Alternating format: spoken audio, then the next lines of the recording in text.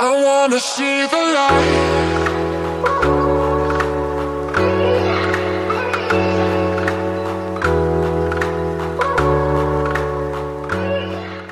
What is going on, guys, and welcome to the 4th episode of this competition prep series. We're currently 12 weeks out as of today, so we're a month down into this prep already, so it's gone crazy quick. So I thought I'd pick up the camera today just to give you an update on how things are going now we're a month in.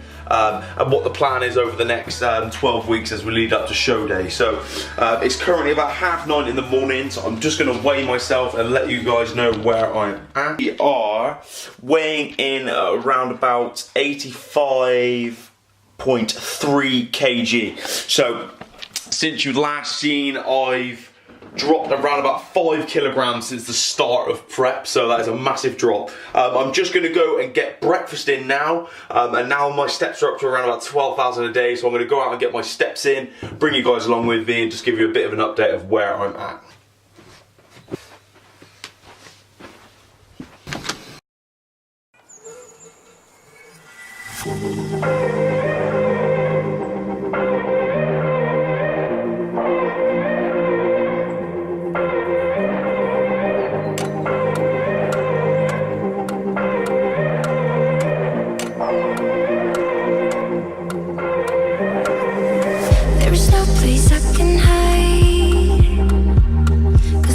What's going on, guys? So I'm around about 7,000 steps into my walk, and I'm actually sweating. It's so hot out here, which is really surprising for this time of the year. But yeah, actually sweating about 7,000 steps in. So I thought I'd bring the camera out just so I could give you a bit of an update on what me and the coach have changed so far now that we're a month into prep. So starting with steps, at the start of the prep we were around about 8,000 per day, and now we've upped it all the way up to 12,000 per day. So it's been about 1,000 step increase each week on average. I don't think it's going to go much higher than that now we get further into prep. And in terms of cardio, because steps do not count as cardio, guys.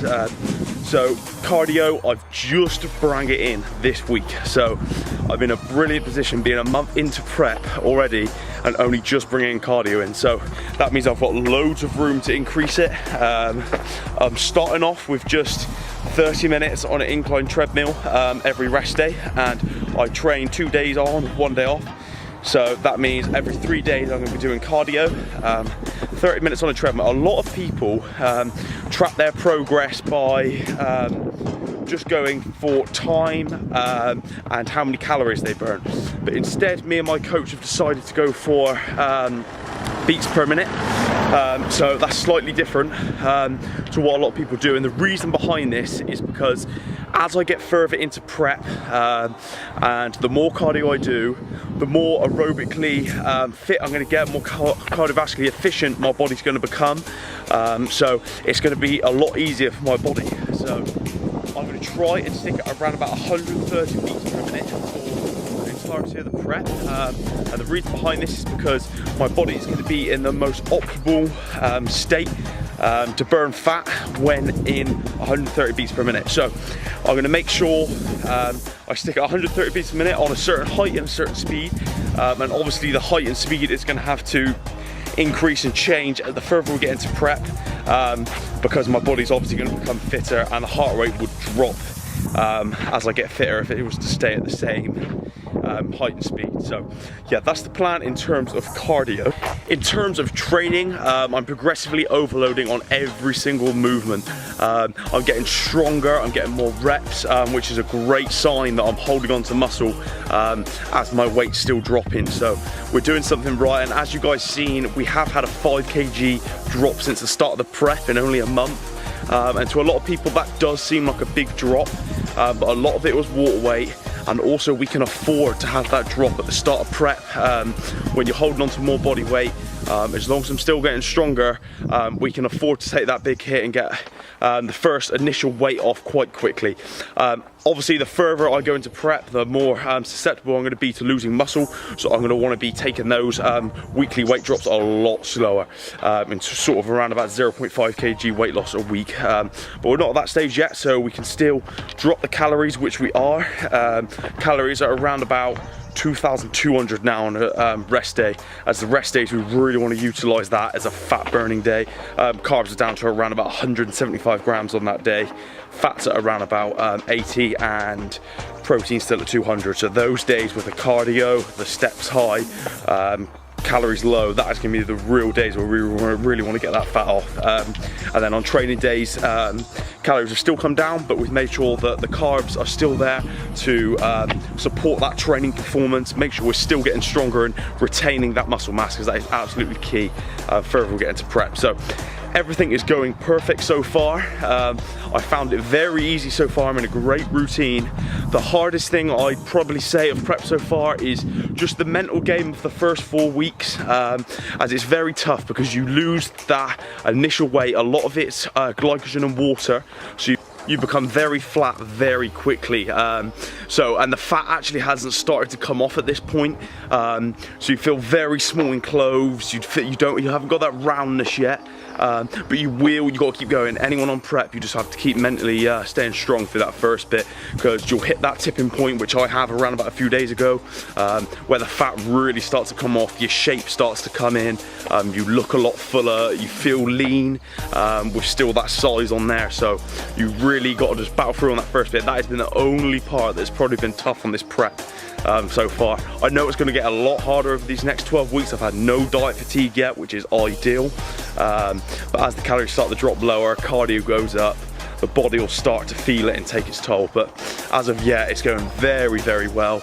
And the coach is extremely happy and very excited to see what's going to happen over the next 12 weeks, as am I. So yeah, I'll keep you guys updated. I'm just going to finish off this walk now. I have got a leg workout for today, however I won't take you through that, as I only took you through that about 2 weeks ago. So I'll probably take you through Sunday's back and chest session early in the morning. So I'll take you through that when I get there.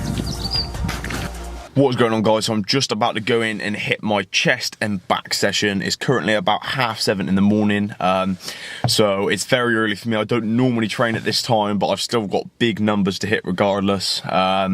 So whatever time in the morning, I have to progress on all my moves. So I'll take you through my workout, let you know how I get on, and probably do a bit of a workout commentary over the top, just to give you a few tips on how I execute all my exercises and things like that. What's going on, guys? So I thought I'd just take you through this back and chest workout, doing a commentary over the top, just so I can give you a few tips on some of the exercises I do. So we always start with back on my back and chest workouts, and I start with a pull down. This is almost classed as a warm-up, but I still take this to failure. It's 2 sets of 8 to 12, and the main thing people don't do on this exercise is locking in their scapula before. As you can see, before I even initiate the rep, I'm locking in my lats and scapula, and therefore when I drive down, it's only my lats being isolated, and no other muscle groups are coming into play. So I do this 8 to 12 reps. I use the rope instead of the bar, because you can get a bit of a better contraction, come down a little bit further.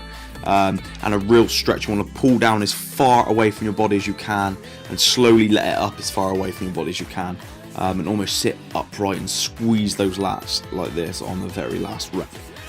So 2 sets of that, and that's got my lats primed and ready for the next movement, which is going to be a lat pull down. Progressively overloading on this one. I've full racked this one, so now I've added a little 2.5 on top, to make sure I'm progressively overloading on this move. So it's still 2 sets. I've done 2 warm-up sets before this, but this is my very top set for 8 reps. So I was just mentally getting ready for this one. This is a very important movement in building width to your lats. This or a pull-up is absolutely vital in every single back workout. So make sure you're pulling down through your elbows at all times, trying to let the weight go up as slowly as possible, and really feeling that stretch on your lats. Don't completely lock out and extend your arms at the top, as that will make your bicep get involved on the initiation of the pull. So if you fully extend your arms, like I possibly did on one of these reps, your biceps come into play and pull that initial bit down before your lats do. So you want to keep constant tension on your lats, pulling through your elbows for the whole set on that one. So for the next exercise, I have a plate loaded row. Once again, it's 2 working sets. The first one is your heavy one, 6 to 10 reps, and then the second set is 10 to 15 reps. I did a few warm-up sets before this. This is my top set of 50 kg per side. Managed to get this for 8 reps, so progressively overloaded on this one as I added 2.5 kg compared to last week. So you want to be driving through your elbows, really stretching your lats out at the front.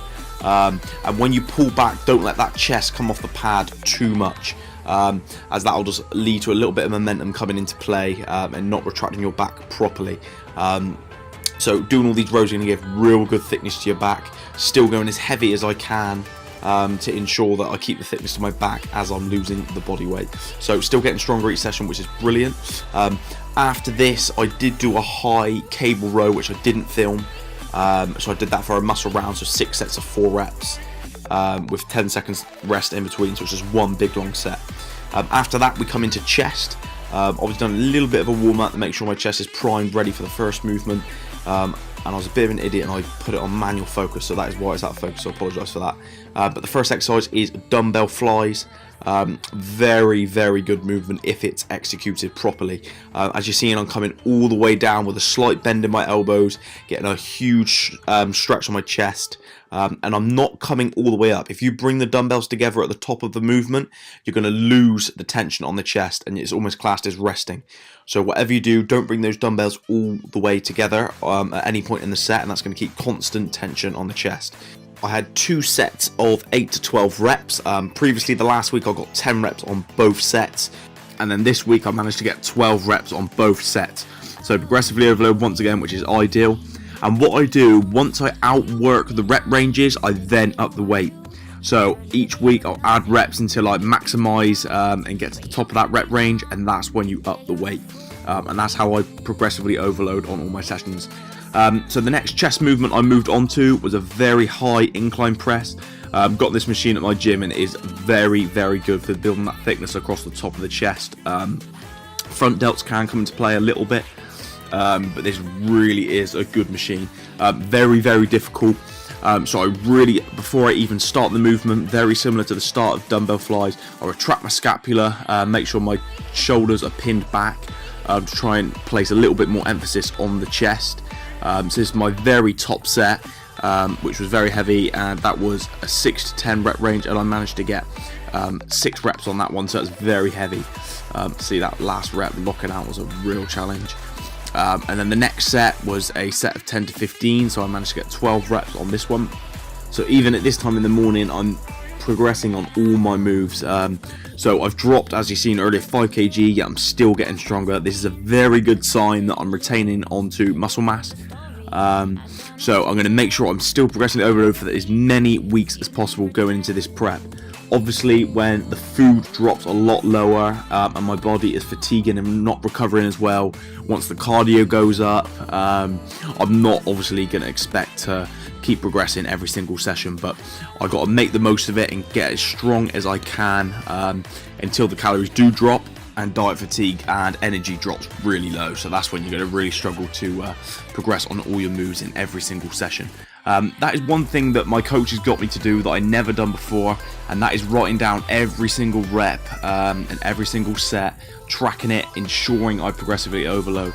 And this just makes sure that you go into the gym with a plan. You don't mess about, you don't do a lower weight than the week you did before because you don't feel like it. You have to hit numbers. And I look forward going into sessions knowing I have to hit a certain number and have to improve on something. So that's definitely something I'll be taking into my off season.